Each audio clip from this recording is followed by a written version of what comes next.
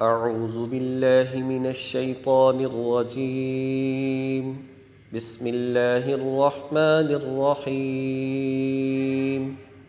والله خلق كل دابة من ماء فمنهم من يمشي على بطنه ومنهم من يمشي على رجلين ومنهم من يمشي على أربع يخلق الله ما يشاء إن الله على كل شيء قدير. صدق اللہ العظیم. واللہ خلق کل دابۃ من ماء، اور اللہ نے زمین پر چلنے والے ہر جاندار کو پانی سے پیدا کیا ہے. دابہ زمین پر چلنے والی ہر چیز کو کہا جاتا ہے. فمنہم من یمشی علی بطنہ، پھر ان میں سے کچھ وہ ہیں جو اپنے پیٹ کے بل چلتے ہیں. ومنہم من یمشی علی رجلین، کچھ وہ ہیں جو دو پاؤں پر چلتے ہیں. ومنہم من یمشی علی اربع، اور کچھ وہ ہیں جو چار پاؤں پر چلتے ہیں. یخلق اللہ ما یشاء، اللہ جو چاہتا ہے پیدا کرتا ہے. ان اللہ علی کل شیء قدیر، یقیناً اللہ ہر بات پر قدرت رکھتا ہے. لقد انزلنا آیات مبینات، بے شک ہم نے وہ آیتیں نازل کی ہیں مبینات، جو حقیقت کو کھول کھول کر بیان کرنے والی ہیں. واللہ یہدی من یشاء الی صراط مستقیم، اور اللہ جس کو چاہتا ہے سیدھے راستے تک پہنچا دیتا ہے. اس سے قبل آیات میں اللہ تبارک و تعالیٰ کی قدرت، اللہ تعالیٰ کی نشانیاں، اللہ تعالیٰ کا ہر چیز پر اختیار رکھنے والا ہونا، اس کو بیان کیا جا رہا تھا. آسمان، فلکیات کا نظام، بارش کا نظام، بادلوں کو اکٹھا کرنا اور وہاں سے اولے اور بارش کا برسانا، یہ سب اللہ تبارک و تعالیٰ کے قبضہ قدرت اور اختیار میں ہے. اور اللہ چاہے اس رحمت کو زحمت بنا دے، اور اللہ چاہے تو طوفان کو رحمت بنا دے. یہ سب کا سب اللہ جل شانہ کے قبضہ قدرت اختیار میں ہے. اللہ اپنی مرضی منشا کے مطابق سارے نظام کو چلا رہا ہے.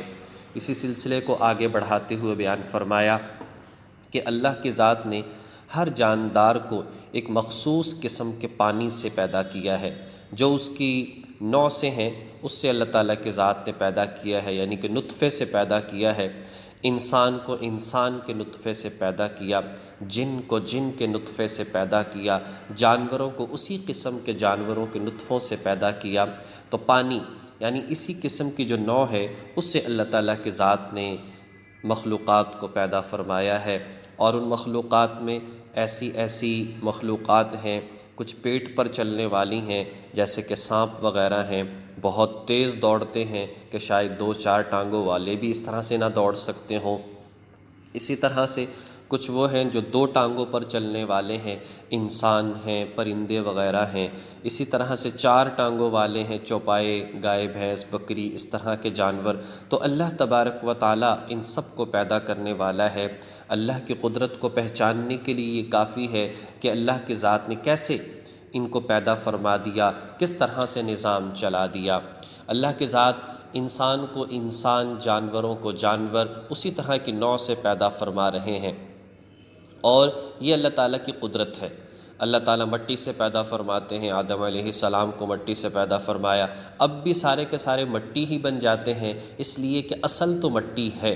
اس لیے کہ جو بھی انسان کھاتا ہے جس سے نطفہ بنتا ہے، یا جانور کھاتے ہیں جس سے نطفہ بنتا ہے، یا جنات کھاتے ہیں جس سے نطفہ بنتا ہے، وہ سب مٹی ہی سے حاصل ہو رہا ہے، سب مٹی سے حاصل ہو رہا. جب مٹی سے حاصل ہوتا ہے، اسی سے خون، اسی سے نطفہ، اور مرنے کے بعد پھر اسی وجہ سے مٹی بن جاتا ہے. تو یہ اللہ تعالیٰ کی ذات کی قدرت ہے کہ اللہ نے سب کچھ، یخلق اللہ ما یشاء، اللہ جو چاہتا ہے پیدا کرتا ہے. اللہ ہر چیز پر مکمل قدرت رکھنے والا ہے. ایسے جانور بھی ہیں کن کھجورے کے بارے میں آتا ہے کہ 44 اس کی ٹانگیں ہیں، چھوٹا سا ایک حشرات میں سے ہے، 22 ایک طرف 22 ایک طرف۔ ایک اور جانور کے بارے میں لکھا 1000 پائے اس کو کہا جاتا ہے، 500 ٹانگیں ایک طرف 500 ایک، ٹرین کی طرح ایک بہت بڑا جو ہے وہ جانور نظر آتا ہے۔ تو بات یہ ہے کہ اللہ تبارک و تعالی ہے جو سب نظام کو چلانے والا ہے، اور فرمایا لقد انزلنا آیات مبینات، یہ وہ آیتیں ہیں جو حقیقت کو کھول کھول کر بیان کرنے والی ہیں۔ مقصد اصل میں یہ ہے کہ نظام آسمان، نظام بارش، اور اسی طرح سے پہاڑوں کا نظام، زمین کا نظام، تو سمجھنے والے کے لیے کوئی مشکل بات نہیں ہے، لیکن ضد اناد اس کا کوئی علاج نہیں، ہٹ دھرمی کا کوئی علاج نہیں۔ دراصل اللہ تبارک و تعالی یہدی من یشاء الی صراط مستقیم، سیدھے راستے کی طرف انسان کو لانا چاہتے ہیں، لیکن ان سب کی بنیاد کیا ہے؟ عقیدہ توحید ہے۔ جب اللہ ہی حاضر ناظر ہے، جب اللہ ہی عالم الغیب ہے، جب اللہ ہی ہر بات کا اختیار رکھنے والا اور قدرت رکھنے والا ہے، تو لہذا عبادت کے قابل بھی صرف اور صرف وہی ہے۔ یہی توحید ہے، یہ ہو تو انسان کامیاب ہے۔ عقیدہ توحید کے اندر اگر فرق آ گیا تو انسان شرک کی طرف چلا جائے گا، اور شرک ایسا جرم ہے، ایسا ظلم ہے جو ناقابل معافی ہے، ناقابل معافی ہے، تمام گناہوں کی جڑ ہے۔ اس لیے اللہ تعالیٰ کی ذات کو اسی طرح سے پہچاننا جیسا کہ اس کا حق ہے، اللہ تعالیٰ کی ذات پر ایسے ایمان لانا جیسا کہ حق ہے، اللہ کی ذات سے ایسے ڈرنا جیسا کہ حق ہے، اسی میں سب کی کامیابی ہے۔ تو اللہ تعالیٰ اس نظام کائنات کو بیان فرما کر، قدرت کو بیان فرما کر بتانا چاہتے ہیں،